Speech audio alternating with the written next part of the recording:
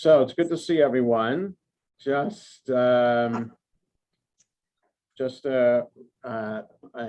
calendar note that next Wednesday, God willing, I'll be in Israel, and for my nephew's wedding, which is the following Tuesday. So the next 2 Wednesdays, I will not be here for class.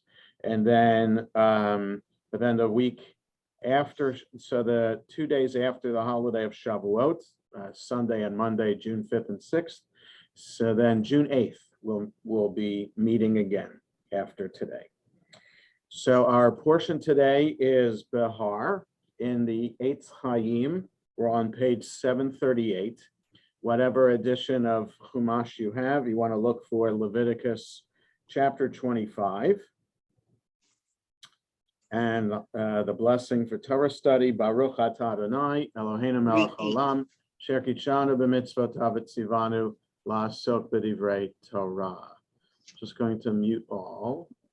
And there we go. And just again, for those who just came in, that, 1 second, please, doing something here on the side, that we're on Behar in the Eitz Chaim 738 in the Any Chumash, Leviticus chapter 25. So the portion this morning, this week that we read is often combined with next week's portion, but this year it isn't, because of it being a leap year, extra month added to the calendar, which means that the Torah portions that are usually combined are now separated. So Behar is one of the shorter portions of the entire Torah. It's essentially just one chapter with 2 verses added from the next chapter. So it's just chapter 25 of Leviticus plus the first 2 sentences of chapter 26. And it mainly deals with agricultural law vis-a-vis the economy. So let's look at the beginning of the portion, and I'll read it in Hebrew and translate it as we go. And essentially, I want to read just the first aliyah to give us a sense of what I mean, the agricultural economics that are behind this presentation here. Vayidaber Adonai el Moshe, God spoke to Moses, Behar Sinai Lemor, at Mount Sinai saying. Now it says here on Mount Sinai, but I think it's more appropriate, more literal to translate at Mount Sinai. So whether it's on Mount Sinai or at Mount Sinai, I think the Hebrew could go either way. So that for some reason, the English translation, I think, just likes to promote that idea that Moses was on top of Mount Sinai by himself with God. So translating it this way kind of highlights that image. So it's just keep in mind, this is an unusual introduction to a Torah portion. I'll be talking about this on Shabbat to the bat mitzvah girl a little bit, but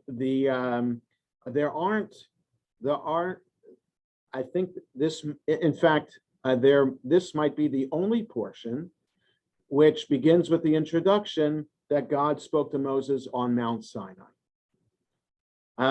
The beginning of Leviticus begins, God spoke to Moses at the entrance to the tent of meeting. So Leviticus chapter 1, verse 1 begins that way. So no other portion in Leviticus begins this way at Mount Sinai.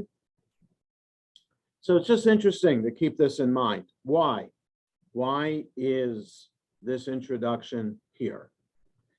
Verse 2, Daber el b'nei Yisrael, God spoke to Moses on Mount Sinai and said, speak to the people of Israel, va'amarta lahem, and say to them, ki tava'u el haaretz, when you enter the land, asher ani noten lachem, that I give you, v'shavta haaretz Shabbat l'Adonai, the land should rest a Sabbath to God, or the land shall observe a Sabbath of the Lord.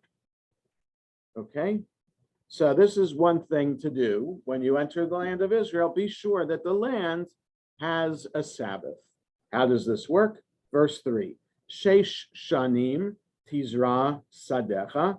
6 years you can plant seeds in your field. The sheish shanim tizmor karmecha. And 6 years you can prune your vineyard. Right, so tizmor is the specific word for taking care of a vineyard. So in other words, you plant grape seeds once, but the idea to ensure a proper grape production is the appropriate way to prune the grapevines. You can read, I forget the woman who wrote it, but that series of historical fiction novels about Rashi's daughters. Read those novels and you'll learn a little bit about how to take care of taking care of a vineyard and pruning it the appropriate way. So if you don't prune the vineyard right, the grapes will still grow, but if you prune it the right way, the grapes will even be more productive and more numerous. Okay, so 6 years you plant your fields, 6 years you take care of your vineyards, v'asafta et tevuata, and you shall gather in its produce or its harvest. Okay, 6 years you can do that, field or vineyard. Verse 4, uvashana hashvi'it, and in this, so vav is usually and, but here I think it does make more sense that the English translation is correct than the Eitz Chaim, but, so the vav can sometimes be or, and it can also mean but. So, but in the 7th year, Shabbaton yiheh la'aretz, a complete Sabbath or a complete rest there will be for the land. Shabbat l'Adonai, a Sabbath to God. Sadacha lo tizra, don't plant seeds in your field. V'charmacha lo tizmor, and your vineyard you cannot prune. Okay, so 6 years you work the fields or the vineyards, 7th year you do not work them. You cannot plant seeds in them. You cannot prune the vineyards.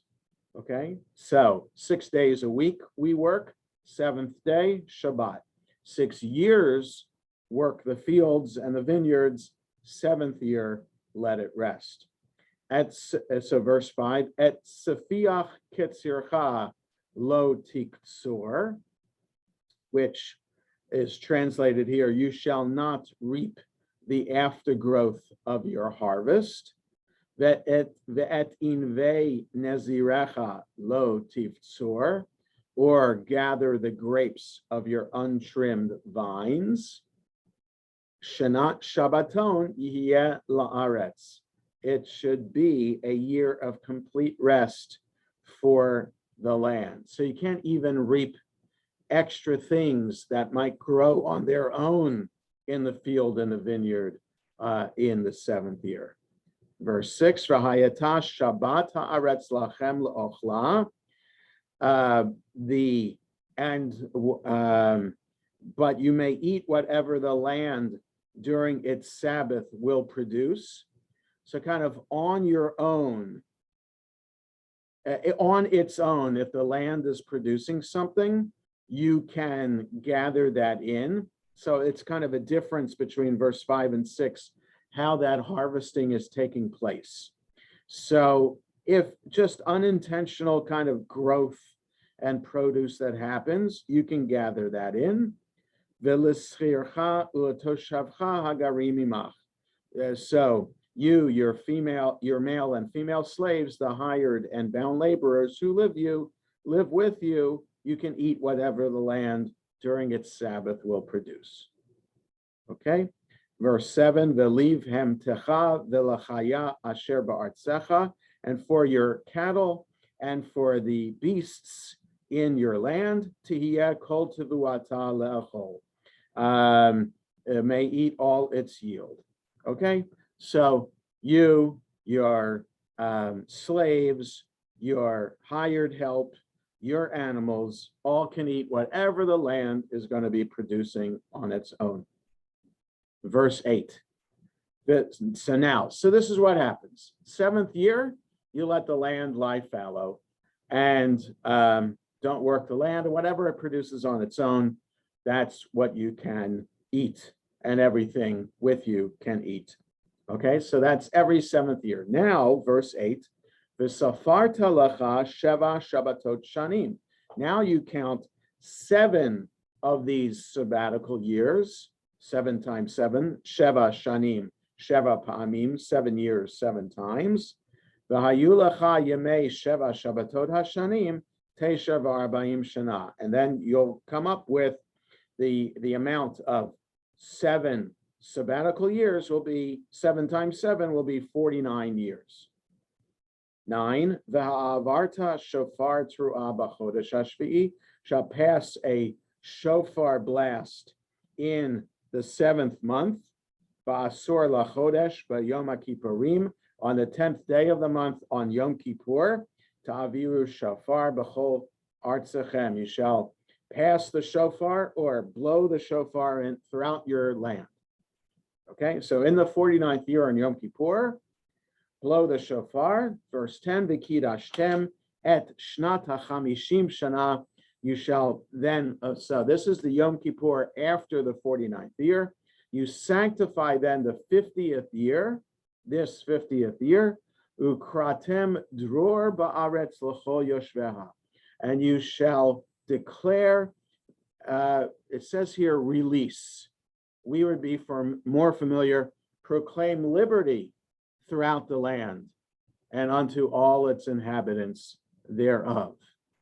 Okay, that's the older translation here. And those of you familiar with American history and the Liberty Bell know that this is the phrase that's on the Liberty Bell. So here, technically translated, proclaim release throughout the land and to all its inhabitants in the 50th year, but the older translation, proclaim liberty throughout the land. Yovel hi, it's a jubilee, tiyeh lachem, shall be for you, v'shavtem ish el achuzato, every person will return to its land holding, the ish el mishpachto tashuvu, and every person shall return to his family. Yes, Lori. So is the 49th year a sabbatical year? Yes. Just like, so the 49th year Jubilee is a year sabbatical. Go ahead. is totally separate. It's not a sabbatical So year. this Jubilee year is a celebration of achieving the 50th year. And this is now verse 11 will continue to describe what happens in this Jubilee year. So the year begins with blowing the shofar throughout the land on Yom Kippur. People return to their land holdings. I'll explain what that means momentarily. And now verse 11, Yovel hi, it's a jubilee, Shanat chamishim shanat yelachem, in that 50th year, it'll be for you, this jubilee. Lo tizra'u, don't plant seeds. Velo tikseru et sificheha, don't reap the aftergrowth, just like we would not do in the sabbatical year. Velo tivtseru et naziraha, or take in the fruit from the untrimmed vines. Ki yovel hi kodesh tiyeh lachem, because it's a jubilee, holy it shall be for you. Min hasadeh tochlu et tevuata, just eat whatever the field produces. So it's a 2-year sabbatical year. That year, that's right. So when you achieve the 49th year, which is a sabbatical, You get an extra sabbatical year, the 50th year, but there's specific people return to their land holdings in that 50th year. And again, I'll explain in a moment. I just want to read verse 12. Ki yovel hi kodesh tiyeh lachem min hasadeh. Verse 13. Bishnat hayovel hazot tashuvu ish el achuzato. In this Jubilee year, a person should return to his holding. So now, how the rabbis explain this is as follows: that because we don't have the monetary idea presented here, just a second. The monetary elements of this is presented a little bit later in the chapter. So this is how this whole Jubilee, the sabbatical year and the Jubilee year work out. So the rabbis explain, if let's see, I'm in need of money.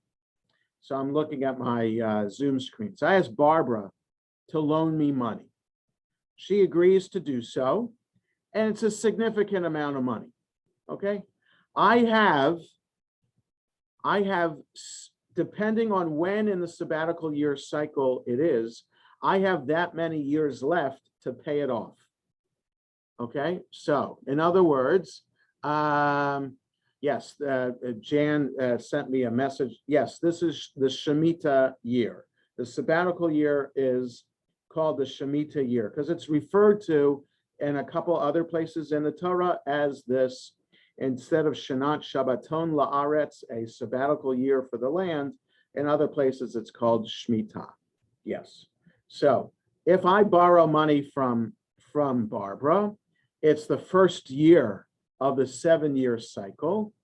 I have 6 full years to pay it back. So therefore, my interest rate should be a little bit lower because I have that much more time to pay off the loan. But if I borrow money, if I'm in need of money in the 6th year of the cycle, from Barbara, the interest rate would be that much higher because in the 7th year, debts are forgiven. Okay? So that's what the rabbi said. They said debts are forgiven in the 7th year. So not only does land lie fallow in the 7th year, monetary relationships change so that in the 7th year, we have a clean slate. So let's say I borrow $1,000 from Barbara, but I borrow that money in the 6th year of the 7th year cycle, knowing that in the 7th year, Barbara knows this, if I don't pay back the full $1,000, the loan will have to be forgiven.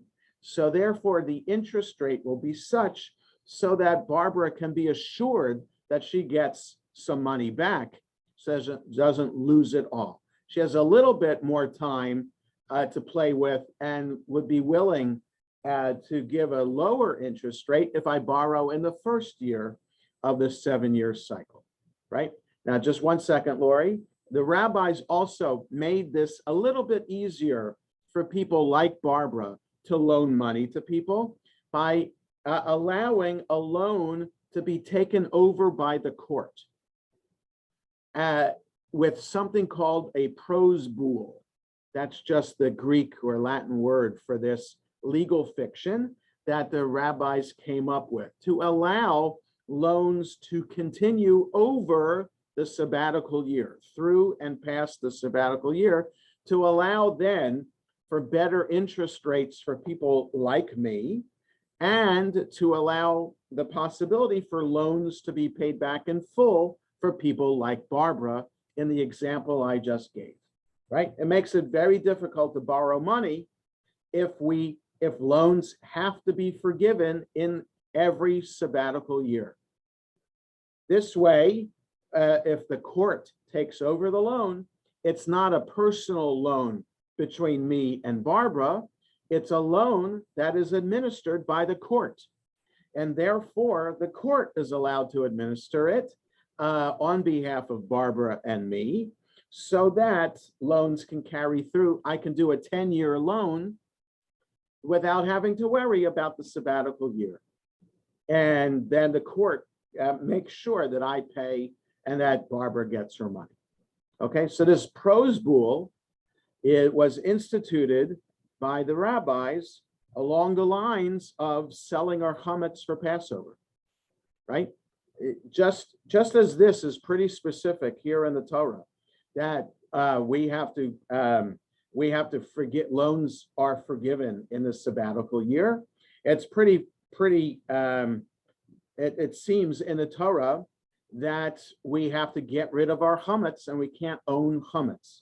But the rabbis found a way around that so that we can keep chametz locked up, stored away in our house, and we sell the chametz, in air quotes, to somebody not Jewish who takes ownership of the chametz over Passover and then agrees to sell the chametz back after Passover is over so that we can keep the chametz and not have a financial loss of all this food going to waste. Same here. So the rabbis instituted that legal fiction, and the rabbis instituted this legal fiction here. And they would argue that because they found this legal fiction within the parameters of Jewish law, they wouldn't say that we're bending the law or breaking the law, but we're finding a way to do this within the system to allow the system to work even better for people. Yes, Lori. Yeah, I was just wondering what the language was that they based forgiving debts for this every 7 years as opposed to just the Jubilee year, which right. So Jubilee is an extra thing where not only are debts forgiven, but in the Jubilee year, the land, let's say I mortgage my land to Barbara. Okay, so this only applies to the land of Israel when all 12 tribes are living in the land of Israel.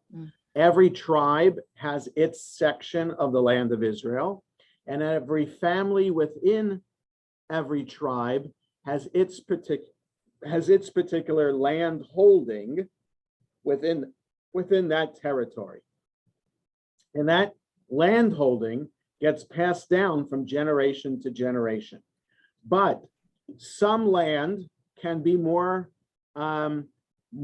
fruitful, more productive than other land in Israel, or some individual families might be better farmers than other families.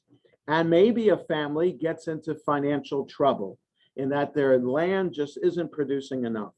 So what are they going to do? Well, maybe they can mortgage their land to somebody else.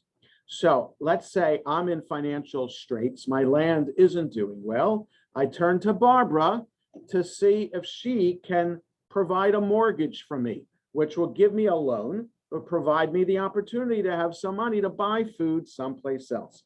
Again, the same system. If I need a mortgage in the 48th year of the 50-year cycle, well, the 50th year, what kind of deal is that Barbara's going to get? So if I need money, the mortgage rate is going to be sky high because in the 50th year, I get my land back, guaranteed. The Torah says so. But again, only when all 12 tribes are living in the land of Israel does this Jubilee year count, so that every family gets back to its original landholding and don't have to worry about being in financial straits. But in terms of the debt release on the every 7 years, I was wondering where they got that from. Yeah, so again, it's later in the chapter. Just a second.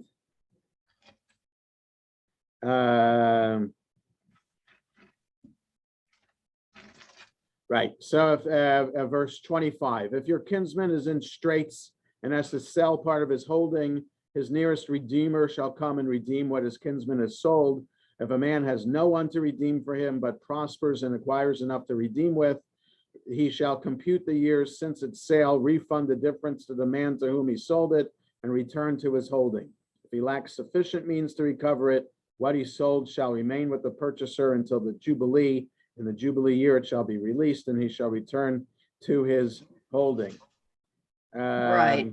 And then it talks, so that's the Jubilee year about. Yeah, no, that's clear. It's Yeah, the yeah. sabbatical. No, I know confused about the about. loans. Yes. I mean, if the rabbis just sort of made that up. there No, was a no, no, general no, no, no. procedure. 35, if your kinsman being in straits comes under your authority and you hold him as though a resident alien, let him live by your side. Do not exact from him advance or accrued interest, but fear your God. Let him live by your side as your kinsman. Do not lend him your money at advanced interest or give him your food at accrued interest. I, the Lord, am your God, who brought you out of the land of Egypt to give you the land of Canaan to be your God. Right, so then it goes on, the indentured servitude goes on until the Jubilee year. Jubilee year, you let him go. Just a second.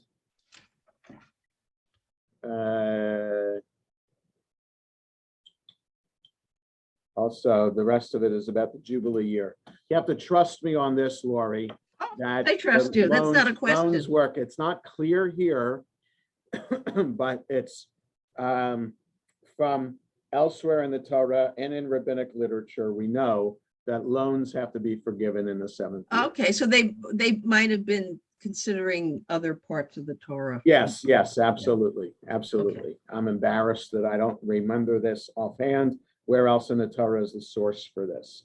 But yeah, so the whole idea behind this whole system is to ensure that people get an opportunity to have a clean slate, that people just aren't in debt for the rest of their lives. They won't have to be indentured servants for the rest of their lives, and also that their land that they would never see their land again for the rest of their lives. So the Torah has this ideal presented here of how economically society should work.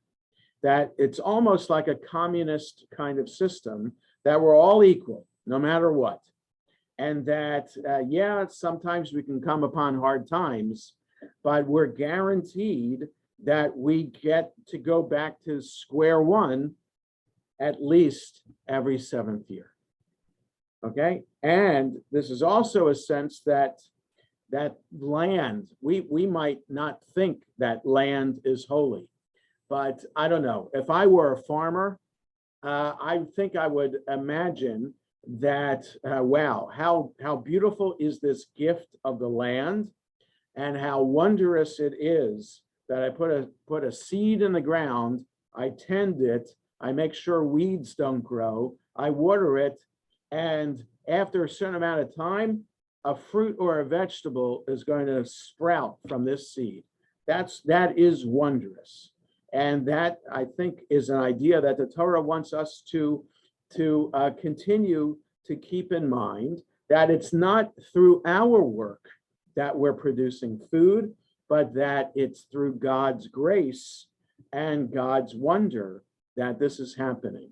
And because we're working the land of Israel, and this Shemitah year idea of letting the land lie fallow only applies to the land of Israel.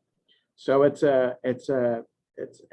emphasizing how the holy people of Israel are supposed to treat the holy land of Israel, and that it is the mutual holy society of land and people, ensuring that each are blessed. So by living in the land of Israel, by following the mitzvot, we ensure that the land will be prosperous. And if we treat the land with sanctity, then the land will be extra bountiful for us. So the rabbis in their commentary would say, most farmers would think it's ridiculous. How are we going to survive by not farming the land all the time? How do we just take a break in the seventh year? How is that possible? And so apparently, according to the rabbis, the 6th year provided so much food that there was enough for the entire 7th year and to carry them over into the 8th year, which would be the first year of the next 7-year cycle, until the harvest were to begin, or were to be gathered in. So the miracle would be that in the 6th year, there'd be enough food to carry over. And then the same would hold true in the 48th year, that there would be enough for the 49th year, the sabbatical year, and the Jubilee year, which you can't work the land that year either. And then into the 51st year, which is the first year then of the next 50-year cycle.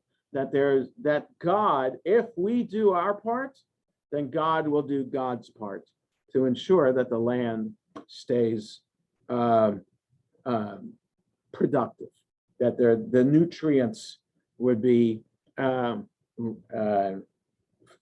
there'd be the right balance so that there would be productivity guaranteed in the land.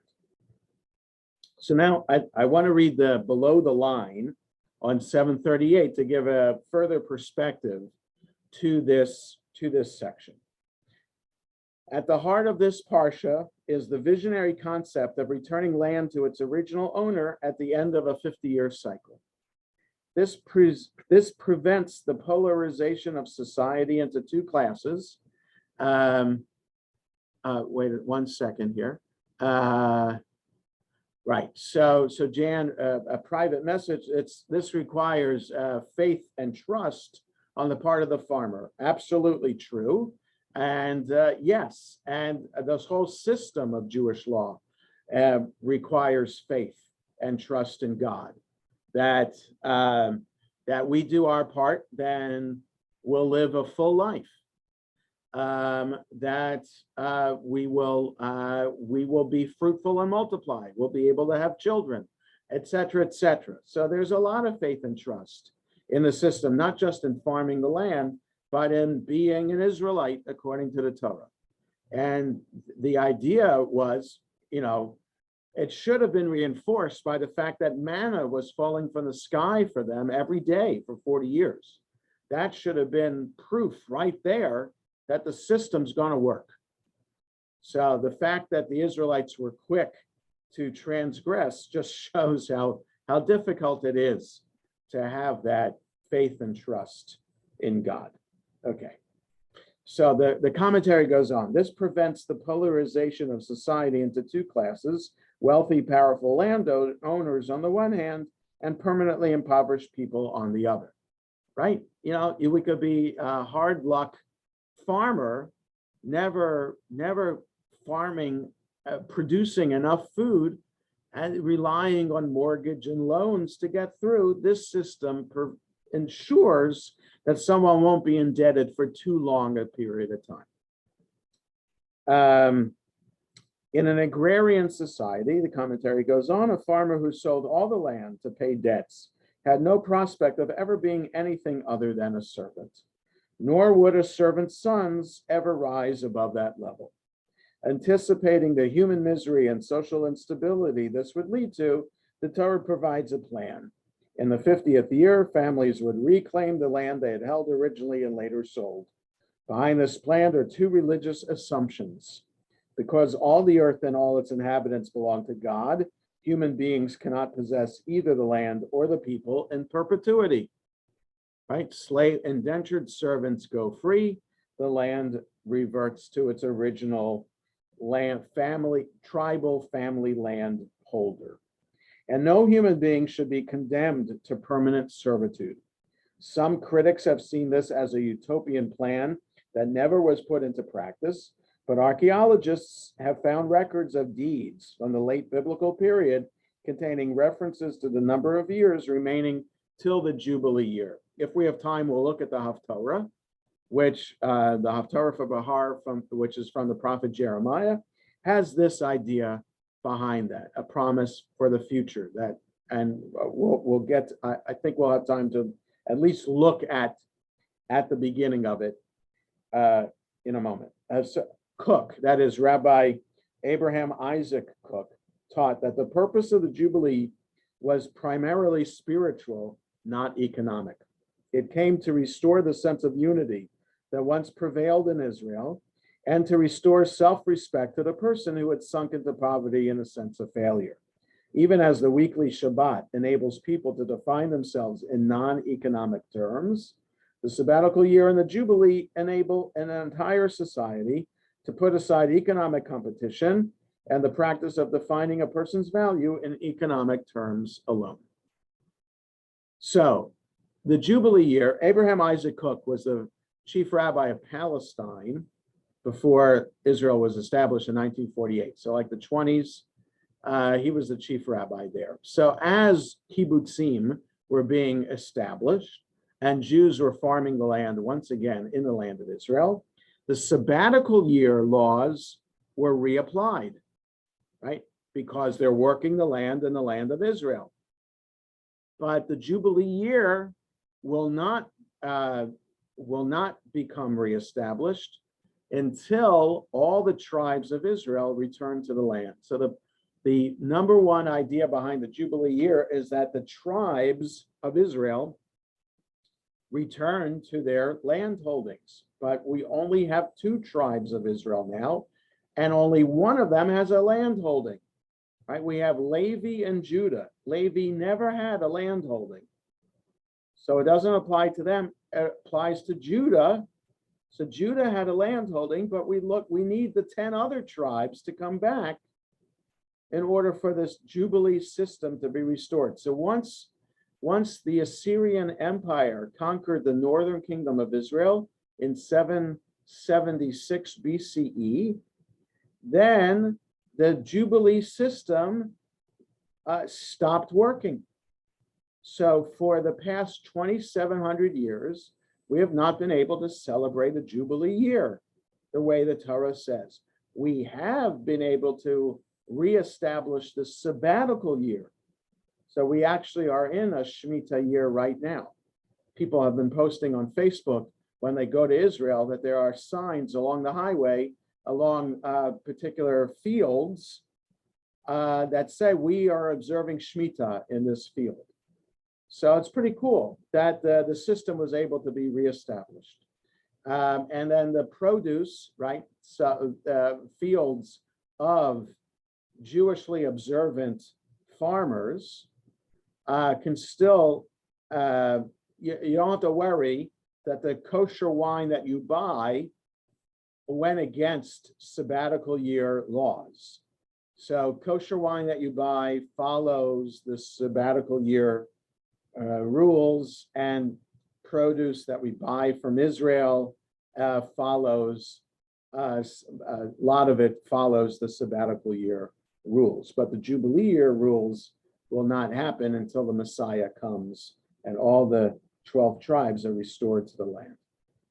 Okay, so that's what I wanted to say about this. Now let's take a look at the haftarah just to see how this Jubilee year idea can be applied in an inspirational kind of way.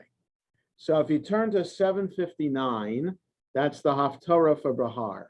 Whatever other chumash you're using, look for the haftarah for Behar.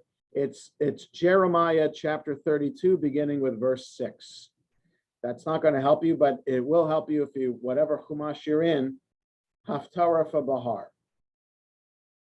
Okay, so here we have a story of God commanding Jeremiah to find his cousin Hanamel and redeem his land.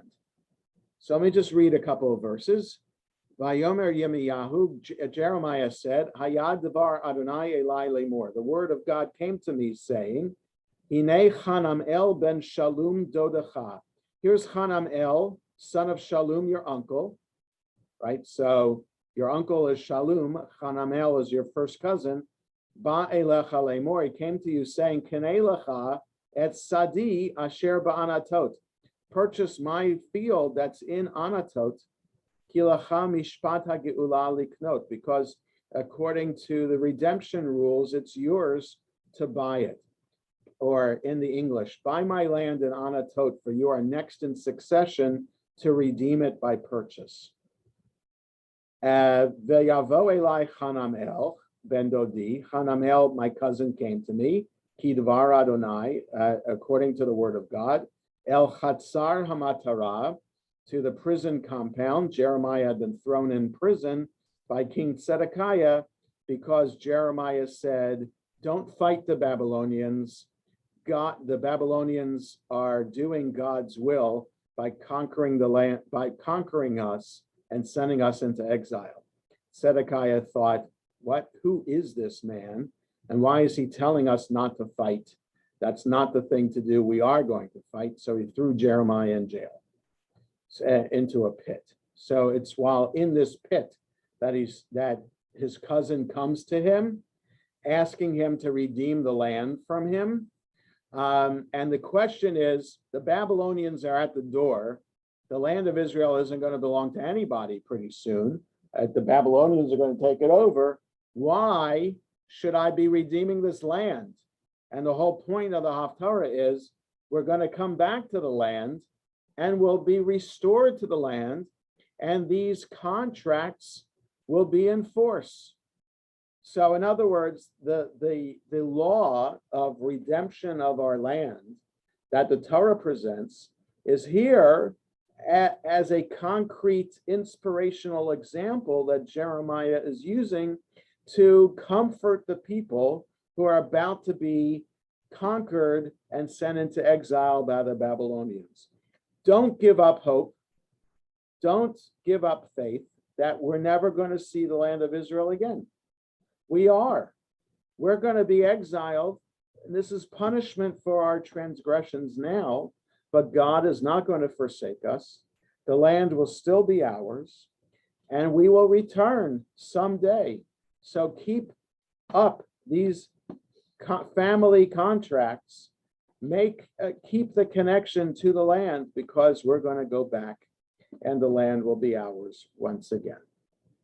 So that's the haftarah for Behar, putting the message of the Torah into its reality. And the sense that the commentary says that we have deeds that archaeological discoveries have made. I don't know if we have Jeremiah's deed, that I'm sure we did not find, but we found similar deeds for redemption of the land. Any thoughts or comments before we conclude today? So Behar, where it might not be so practical or relevant to our lives outside the land of Israel, at least it helps us maintain that connection, that Zionist connection to the land of Israel. And in fact, there were these, there are all different kinds of Zionists who, before the establishment of the state of Israel, found their passion, why the land of Israel was so important to them. And Zionists like Aleph Dalet Gordon found their mission, their inspiration in actually working the land of Israel. There were political Zionists who thought that we needed a state just like everybody else. There were cultural Zionists who thought we can only be spiritually fulfilled as Jews in the land of Israel itself. And there are other Zionists who thought we can only be fulfilled as a Jew if we actually work the land once again, like these laws here in this week's portion and other portions in the Torah focus on the agricultural law. This is the way to be a true Zionist, working the land of Israel. And that was the founding principles for most of the kibbutzim in Israel before the establishment of the state of Israel. We're working the land once again. We are reestablishing ourselves like our farmer ancestors were. So those of us who are not farmers, which are most of us, might feel a disconnect here. But this is a wonderful example of feeling a literal connection to the land of Israel itself, and with the haftarah, a messianic idea behind it too.